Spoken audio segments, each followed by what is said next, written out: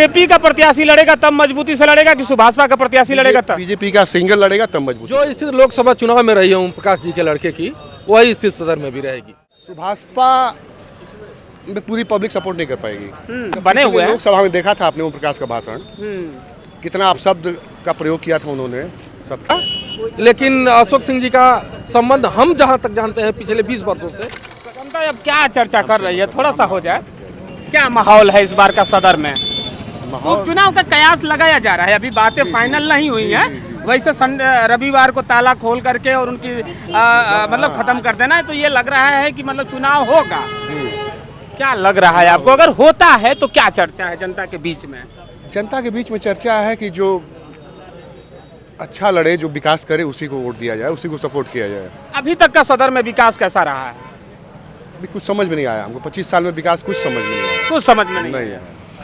अभी बार जनता का क्या मांग है कि कैसा प्रत्याशी हो अगर सदर से, चाहे वो किसी भी दल से आए? जो आपको पता है, जो विकास करे, जो जनता का सहयोग करे, हर मौके पर, हर मुद्दे पर जनता के साथ हो, उसी प्रत्याशी को जिताएगी जनता। आपसे अगर पूछा जाए, चूंकि आप यहाँ पे रहते हैं, मैंने कई बार देखा है, आप बड़ा सक्रिय रहते हैं, तो ऐसा कोई प्रत्याशी दिखता है आपको कि जो सदर का विकास कर सके, उस सदर की तस्वीर बदल सके? ऐसा एक आदमी अगर नाम पूछा जाए आपसे कि ऐसे 2 नाम सुझाइए कि उनको चुनाव लड़ना चाहिए। चुनाव अशोक भैया है।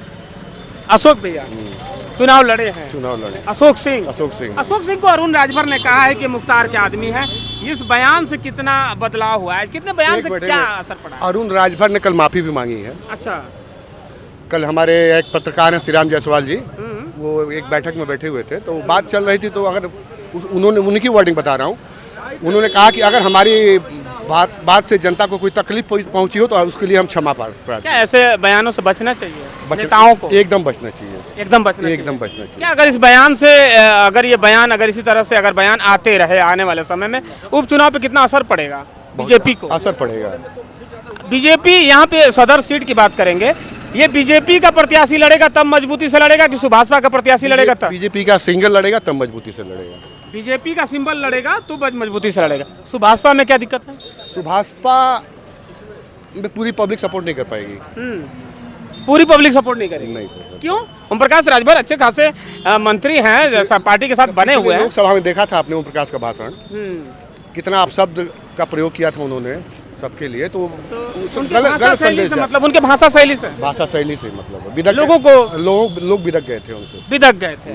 उस भाषा शैली का असर इस उपचुनाव पे पड़ेगा? नहीं, इस पे नहीं। अगर इस चुनाव में फिर कोई भाषा शैली इस्तेमाल करते हैं, उसका पड़ेगा, उसका नहीं पड़ेगा। आइए, एक भैया हैं, बहुत देर से चाय पी रहे हैं, तो चर्चा भी कर ही लेते। नहीं, आप पीते रहिए, चाय पे चर्चा है दादा। चाय हो और ऊपर से चर्चा हो तो फिर मतलब मजा, शाम का समय हो, मजा आ जाता है। देखिए ना, अब्बास अंसारी की विधायकी चली गई। क्या लग रहा है आपको, अगर यहाँ पे चुनाव होता है तो क्या स्थिति रहने वाली है सदर में? हमको लगता है कि यह सीट जो है, मऊ सदर सीट, समाजवादी पार्टी का गढ़ रहा है। हम लोग अभी छोटे थे तब से देख रहे हैं कि यहाँ समाजवादी पार्टी जिसके साथ रही है वही चुनाव जीता है। तो ये समाजवादी पार्टी की सीट है और लगभग समाजवादी पार्टी के ही खाते में जाएगी अगर चुनाव हुआ तो। अभी तो चर्चा हो रही है। क्या मुद्दा रहने वाला है इस बार का? जाति समीकरण रहेगा, अभी और भी कुछ मुद्दे आने वाले हैं इस उपचुनाव में लोगों के जेहन में? चूंकि यह चुनाव से सत्ता बदलनी और बननी नहीं है, तो जाति मुद्दे तो इस देश में है ही हैं। अब देखिए, जाति जनगणना होने जा रही है, सरकार ही करा रही है, तो जाति मुद्दों को तो उठाया जा रहा है सरकारों द्वारा, तो जाति चीज़ें खत्म नहीं होगी। रही बात मुद्दे की, तो मुद्दा जो है निसंकोच कहेंगे तो महंगाई और बेरोजगारी, यही दोनों मुद्दे हर बार के चुनाव में रहते हैं और इस बार भी रहेंगे। महंगाई, प्रचंड महंगाई चल रही है और बेरोजगारी की आलम यह है कि पूछिए मत। ओम प्रकाश राजभर अगर चुनाव लड़ने आते हैं तो क्या स्थिति रहेगी उनकी सदर में? जो स्थिति लोकसभा चुनाव में रही है ओम प्रकाश जी के लड़के की, वही स्थिति सदर में भी रहेगी। कोई परिवर्तन होने वाला नहीं है। अरुण राजभर का एक बयान आया और उन्होंने कहा कि अशोक सिंह पे उन्होंने बातचीत करते हुए कहा कि मुख्तार अंसारी के आदमी है। ऐसे बयान जो अब आने लगे हैं। पहले बयान आया ओम प्रकाश राजभर का कि हम अब्बास अंसारी हमारे विधायक नहीं है तो सपा से हैं। हम अब जैसे उनकी विधायकी खत्म हुई तो बोले कि तो सुभाषपा से हैं। नहीं, ओम प्रकाश राजभर को तो जग जाहिर है कि वो कब क्या बोलते हैं, कब पलट जाएंगे उनका कोई ठिकाना नहीं है। वो अपने हिसाब से बोल रहे हैं, लेकिन इस लोकसभा की, इस विधानसभा की जनता उनको कितना तवज्जो देती है ये आने वाला वक्त बताएगा। रही बात श्री अशोक सिंह जी की, तो हमको नहीं लगता कि अशोक सिंह जी का संबंध जो है पिछले 20 वर्षों से मुख्तार अंसारी से रहा है।